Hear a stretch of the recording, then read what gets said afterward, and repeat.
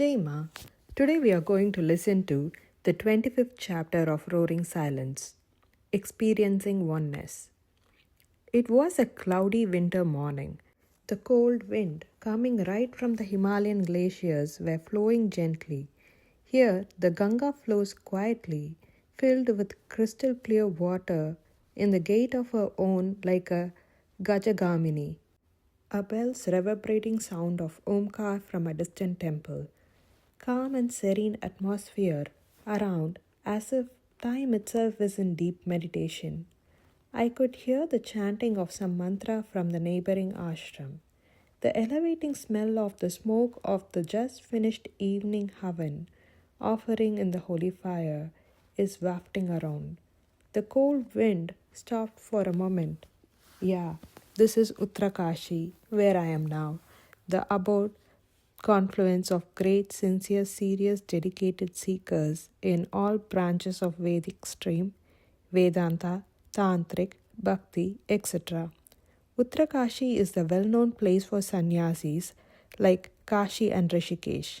Kashi, the seat of learning, it is natural after learning you have to practice.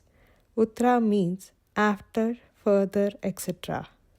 Uttarakashi is the place where things done after learning is done. If Kashi is the seat of learning, Uttarakashi is the abode of experience. Because the ecology, topography here itself is as such very conducive for contemplation. So contemplation in the initial stages is very difficult to recognize, comprehend, and strengthening is too far. To practice meditation, you need little effort.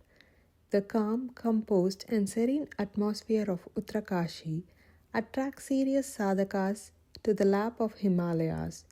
Everywhere one can see ashrams of sorts, Veda mantras, satsangs, chanting, and the Mother Ganga dancing with her waves of full purity to the shore as if in ecstasy. Those days I remember well. I was staying at Kailash Ashram in Ujjaili in the outskirts, few kilometers away from the town towards Gangotri. Most of the sadhu sannyasis stay there, subsist upon the bhiksha provided by various annakshetras. They go in groups called mandalis to annakshetra to collect their bhiksha, which is the daily dose of food. It is an eye-purifying visual on the roads during morning times. Groups of kshaya-cladded sadhus parading to Kambaliwala, Punjab, Sindh or Dandi ashram for collecting their food, that is bhiksha. They, after collecting their daily due of food, either go to the banks of Ganga, any ghat, straight away, and sitting there they will take it as it is. Or otherwise, few of them used to take their food, that is roti, dal, rice or sabji, to their rooms and enhance the taste a little by seasoning or adding ghee and eat it. As I was in Kailash ashram, I used to take my morning and evening food at ashram itself. Very rarely I go for bhiksha. Swami Umanandaji was the Kotari, that is the caretaker of the ashram, a nice Swamiji who taught me to chant Shiva Mahimna Stotra, the official prayer of sannyasis. An unique experience worth mentioning. I was not knowing till then because my circle of sadhana was mostly centered about Devi. I did not have any hate, but situation never arose so that I may pursue it seriously. So did not know how to chant the Mahimna Stotra, which is considered equal to Rudri. It is a strict routine as an evening prayer in all sannyasa ashrams in northern India. Now in other places also they have emulated this practice. After evening concluding arati, all the inmates of the ashram sit together and do Mahimna path in a mesmerizing rhythm. So in Kailash ashram, Uttarakashi, a purely sannyasi oriented, it is inevitable. All other sadhus took it for granted that me being a well-lettered, garbed, handsome look at, I might know. Nobody never cared to find out either. When others chant with full rapture, I used to keep quiet, closing my eyes, and tried to move the lips as if I am chanting it. But I was not able to escape for a long. I felt shy too to tell anybody that I do not know how to chant it. Other side ego refusing anyone as guru, as this chanting is must for a practicing sannyasi. At last, one day, I came under the radar like eyes of a Swamiji. He observed in me the black hole. One day, he summoned me to his room, got me to vomit all the truth, and gave a good quality scold, which was characteristic of a repute Vedantin. He made me hang my head out of shame. On the way, I stumbled upon to meet Swami Umanandaji, the Kotari of that ashram. He inquired, and I told what all happened. He pat on my back, took me to his room with his hand around my shoulders, gave me one Shiva Mahima book, asked me to follow his tune and rhythm, and asked me to repeat twice what he said. He took 1 hour with such a love in the colder night to make me learn. It created a flutter in my ego. I came back to my room with my wounded ego. Some resolve and determination sprang from the innermost realms of my being. A voice saying, "Why do you worry? You can memorize it overnight." At first, I thought it a hallucination, but it was a voice of confidence. I was rolling on the bed for some time, then got up and decided to try a hand till 1 or 2 verses. I was in a shaky grounds. Later, an unknown faith in me retrieved. I continued, memorizing one by one. Never felt sleepy even once. Not looked at the watch. Throughout the night, no one will believe it was 5 in the morning, but I was already on the top of the Everest. So the lunchtime came. The Swamiji, who bruised my ego, also happened to be a Malayali, who has an ashram at Amarkantak, and who's also a well-known Vedanti of that time and command a great respect even among advanced scholars, stared at me like a worm. I just drank the venom and kept quiet. Avoided any further friction. I went to my room and with a staunch decision and did few more readings. Now it is evening time for Mahimna.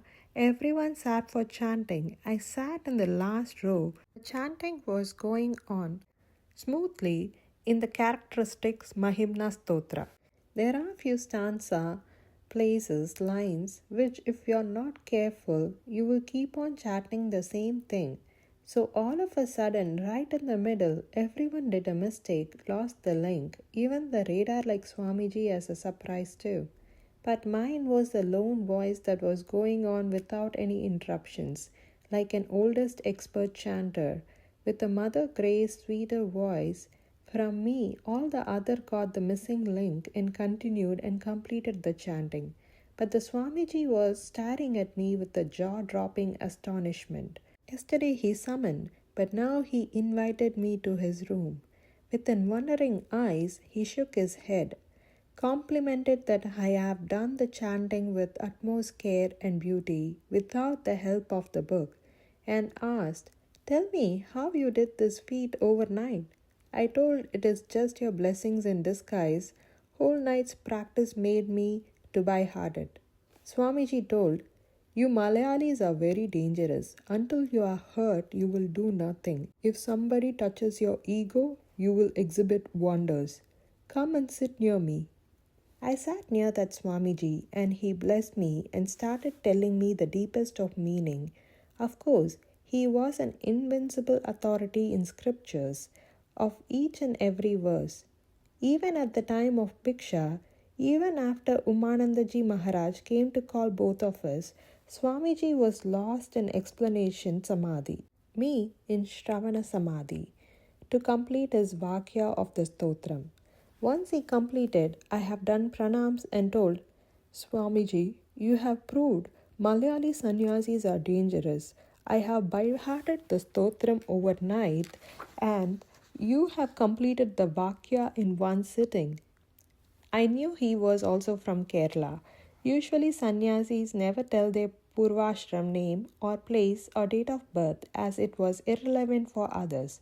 The point I wanted to drive home here is, Our mind is made up of so many faculties of learning, keeping, reproducing, retrieving, updating, and such 16 vidyas is counted in Tantra. So Shodashi Vidya it is remembered as. Caption of all of them is the memory. Whether we in our life keep clean any other faculty or not, we must try to keep this faculty as young as a child. If not, there is no use. Whatever highest of position you had been, your life is a waste.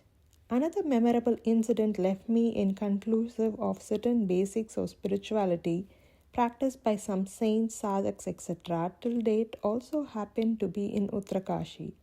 During my stay in Uttarakashi, I had come across lot many varieties, kinds, categories of sadhaks, even established top of the variety also. But one among them really confusingly appealed to me.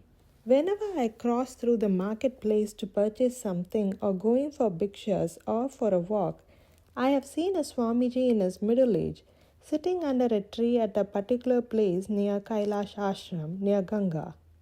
He never changed the place, always in different mood of his own altogether in rags, but stunningly brighter eyes, characteristic of a great soul. Whenever I passed through, I used to pay a courtesy glance. One day, by chance or by destiny, I observed a big wound filled with oozing pus on his left leg, just near the knee. He used to sit looking to that wound with smiles in his face as if he is in ecstasy. One day I thought, because of my ignorance, that I should go and do seva to that great saint. I went to market to purchase some cotton, sophromycin powder, small bottle of Dettol and some bandages to do seva to that saint. As usual, he was sitting looking to the wound and smiling. I sat near him, but he ignored me as if I am not there. Just done my namaskars to that saint and touched his feet with a prayer to him to allow me to clean and dress his wound. While I touched his feet, he just pulled back his leg with a jerk, and to my wonder, one or two worms fell down. Immediately that Swamiji shouted, "What have you done, you fool?" He started crying loudly as if some of his near and dear one died. I was wondering what is happening. He scolded me, "You fool, you have thrown away them. They were happily having their food in that wound. You sinner, think twice before you act." With utmost care and affection, he took the small worms in his hand and kept them in the wound and smiled again. He sat in silence for some time and looked to me as if saying, "Get lost." Slowly I got up and walked and threw that medicines bandages in Ganga with a prayer to Ganga Mata. Medicines plunged into waters, but not my worry and thoughts. I have disturbed that great Avadhoota saint in his ecstatic moments. Let him not curse me. Everything happened due to my lack of proper understanding about various states of saints and their attitude toward the world at that point of my sadhana. A lot of questions in my mind about the veracity of such sadhana and state. I came back with full mind, but I was not satisfied with my own understanding. Then the Reda Vision Swamiji came to my mind. I approached him with reverence, for he is master in his own accord, and explained him the incident. Nathanandaji, with love and concern, he started explaining. "Very good. You have attempted service with good faith and regard. You must remember one thing while serving sadhus, because attitude towards the body is entirely different from as of worldly ones. People in the world of sensual satisfaction want to cure the body in the hope that they may get some more enjoyment of any kind till the last breath. But sadhus attempt a cure to keep the body in order that only it could help them to go deeper, wider, subtler areas of self-knowledge. There is no meaning in spending upon a scrap vehicle. Another thing, it is not a norm, standard, for that we should not accept and propagate. So just enduring a pain in body can bring you enlightenment." I interrupted, asking, then how in Upanishad 1 Samavarga Vidya is said as greatest state of attainment, where Raikaha with the cart is considered, he too did like this Mahatma, had a putrid, and he is one of the greatest Avadhoota in Upanishad, and how he is different from this one. Swamiji came into his elements, started explaining. See, state of mind and practicing or reacting the same thing after hearing is different. This Mahatma might have heard that story. It made a deep impression in his psychology, so he adopted in his life. It is an isolated kind of thinking. If such things become a norm of enlightenment or standard behavior of an Avadhoota, then everyone have to have a wound nurturing and all creature with a wound will become realized. So in good faith, you went to serve an ailing soul. His mindset did not allow. There ends the story.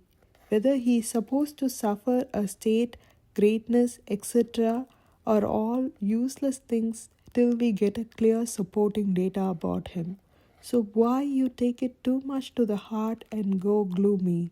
So goes the saying, serve the needy. So before serving, we must first establish the genuine needs based, diverted, aim towards seeking the knowledge. Ego feeding, helping sensual gratification is not service. Otherwise, you are diverting the helping source in an anti direction. Helping unqualified is another irrevocable sin. If this Mahatma endures this as a sadhana, let him carry on. In our scriptures, this is allowed. We should not interfere in his sadhana. If it is his attitude, then also we have to attend upon his salutation within our capacity. Clouds became dense. The wind stopped. All of a sudden, rain started. A heavy downpour gave relief to the clouds, like my heart. It lasted for a few minutes only. Now the sky is very clear. There were no clouds. I felt a freshness nature around me, inside of me also. Sometimes when a new sadhak comes across such extreme behaviors, we mistake it for an advanced state of attainments. However, it need not necessarily be so. Nevertheless, you can adopt such attitude as an isolated practice, not as a rule to subdue your mind. But careful, ego may bask in the name one may get. It is a rule. Any calculated, premeditated, preconceived suppression, endurance, suffering will take you into opposite indulgence. They will not help us in purifying our karmic residues. That is why some sannyasis become wealthy later because of their sufferings in the first stage of sadhana as egos pay off.